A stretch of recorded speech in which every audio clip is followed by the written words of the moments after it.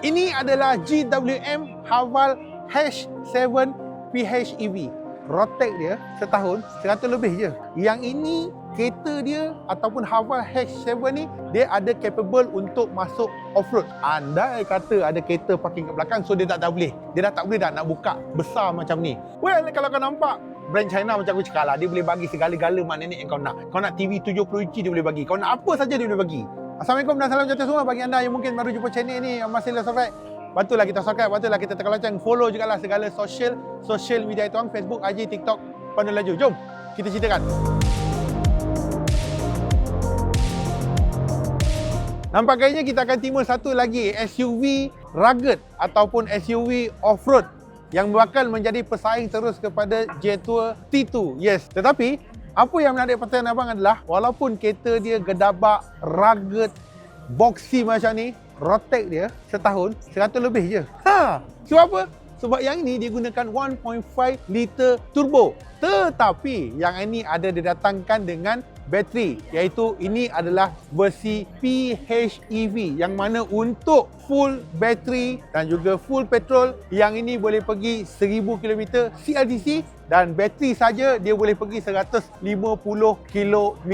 Dan berbalik dari segi design, yes, ini memang menjadi pesaing terus lah kepada Jetour T2. Cuma yang menjadi penentu je lah kita tengok dari segi harga. Yang mana untuk yang ada dekat sebelah abang ini bukanlah majlis pelajaran, tetapi diorang cuma preview je. Even yang datang kat sini pun versi left hand drive. Yang mana kita nak tanya kepada GWM, adakah dia akan lancarkan, dia akan mau masuk model ini ke pasaran Malaysia? Jawapan dia yes, but not too soon. Kita orang expectkan model ini mungkin akan masuk pada tahun ni, tapi sebenarnya dia katakan tahun ni tak sempat. Mungkin model ini akan masuk pada tahun hadapan. Tetapi macam mana kata, lebih penting adalah dari segi harga dia. Sebab kalau dia nak fight dengan Jetour T2 apa? 156,000. So kalau dia boleh letak harga macam tu memang okey lah. Tetapi kalau kita melihat kepada tank 300, harga dia pun dah 200 lebih ribu. So memang dah sangat susah fight. Tetapi apa yang GWM kata, yang ini kereta dia ataupun Haval H7 ni dia ada capable untuk masuk off-road. So kiranya ini memang real punya yang boleh masuk off-road. Dia bukan wayang saja dari segi design. Dan of course untuk yang ni dia bukan gunakan leather frame tau. Tapi sebaliknya yang ni masih lagi kan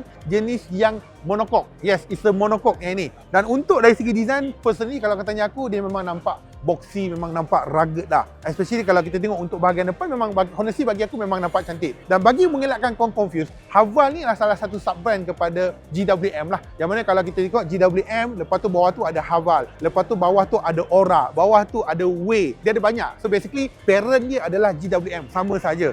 Untuk bahagian lampu kita nampak dia jenis yang berkotak. For me memang nampak lawa lah. Masuklah untuk bahagian bumper bawah, so ni memang nampak ganas tau. Kiranya kalau nak masuk ke off-road, aku rasa memang tak ada isu lah. Dan untuk balik, untuk bahagian tepi kita nampak dia punya wheel arch dia tu terkeluar sikit daripada ni. Memang nampak dia lagi ganas lah. Even kalau orang nampak dari segi depan ni pun, nampak ni, dia memang nampak smart lah. Dan untuk rim pula, yang ni didatangkan dengan all black punya rim. Of course yang ni digunakan jenis yang caoyang lah dengan saiz tayar 19 inci. Dan untuk bahagian tepi, side mirror combination antara gelap dan juga body color. Dan semua ni didatangkan dengan jenis yang matte lah. Dan of course atas didatangkan dengan roof rail. Dan untuk yang ni memang nampak style lah. Memang betul, aku rasa memang yang ini untuk masuk ke dalam off-road memang aku yakin lah yang ni memang boleh masuk off-road.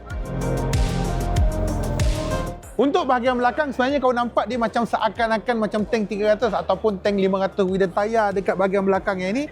Dan untuk lampu dia pun sama juga, dia jenis yang berpetak. Kan sama macam tank 500 kan. Dan untuk bukaan pintu dia memang basically sama macam tank 300, yang mana dia buka dari segi side dan dia boleh buka sampai 90 degree. Cuma ini antara kelebihannya, kekurangannya andai kata ada kereta parking kat belakang, so dia dah boleh. Dia dah tak boleh dah nak buka besar macam ni. Dan di sebalik itu juga, memandangkan dekat bahagian belakang, bawah dia ada bateri. So untuk bateri 12 volt berada dekat belakang, so dia punya space limited lah. So bawah dia memang dah tak ada space, sebaliknya dia ada space kat atas. Tapi still okey lah, masih lagi not bad yang ini. Dan lebih pentingnya adalah dari segi dia punya dimension. Yang ni panjang gila babe. Yang mana dari segi panjang dia 4800mm dan dia punya lebar dia adalah 1950mm, tinggi 1843mm. Manakala dari segi wheelbase dia adalah 2738mm. Dan untuk water warding ataupun nak lalu air, yang ni dia boleh up to sampai 580mm. So kiranya nak masuk off-road memang langsung tak ada masalah. Dan berbalik dari segi design lah, macam kau rasa design yang ni nampak lagi kacak ke ataupun Jetour T2 yang nampak lagi kacak?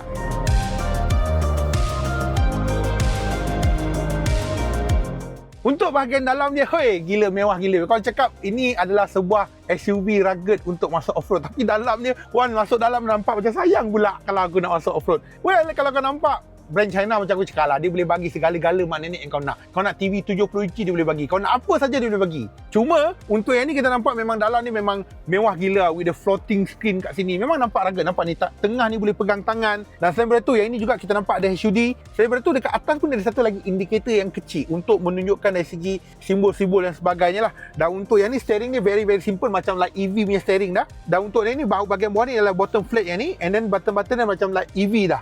Dan of course untuk yang ni adalah jenis yang teleskopik lah. Dan sebalik yang ni ada Type A, ada Type C, ada wireless charging, ada drive mode. Drive mode aku rasa dia ada beberapa drive mode yang kau boleh pilih lah kat sini lah. Okay, antaranya kalau kita nampak sini ada beberapa macam ada Eco mode, ada normal mode, sport mode, snow, mud dan juga sand. Dan juga all wheel drive mode kat sini lah.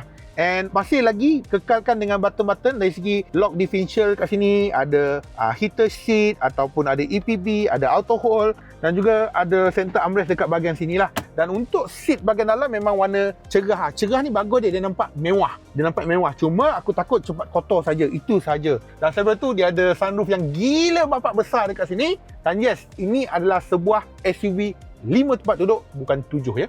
Untuk bahagian belakang pula, for me, luas gila babe. Yang ini ada satu level lagi tau. Boleh turun ni. Nampak ni. So bagi aku memang luas gila lah. Memang dia akan support kat sini. Belakang pun support juga. For me, belakang ni nice lah. Serius lah. Belakang ni besar gila lah. Ada center armrest, ada aircon belakang, ada satu Type A. Personally lah, belakang ni memang luas gila bah yang ni. Untuk enjin, yang ini kan, Rotek dia setahun 100 lebih bai. Sebab apa? Sebab yang ni digunakan 1.5 liter turbo. But dia ada 2 elektrik motor, dia juga ada bateri. Yang ini total output dia 370 PS, 750 Newton meter torque babe. Yang mana untuk 0 to 100 kat sila abang lebih kurang dalam 6 saat. Sebab yang ini berat kan. Tapi macam aku cakap itu yang paling best. Walaupun dia gunakan 1.5 liter turbo. Dan persoalan lebih penting kan, berapakah indikator harga yang GWM kena letak? Sebab yang model ini memang dah pasti akan masuk ke Malaysia. Macam abang katalah, pesaing terdekat dia adalah Jetor T2. Jetor T2 jual 156,000.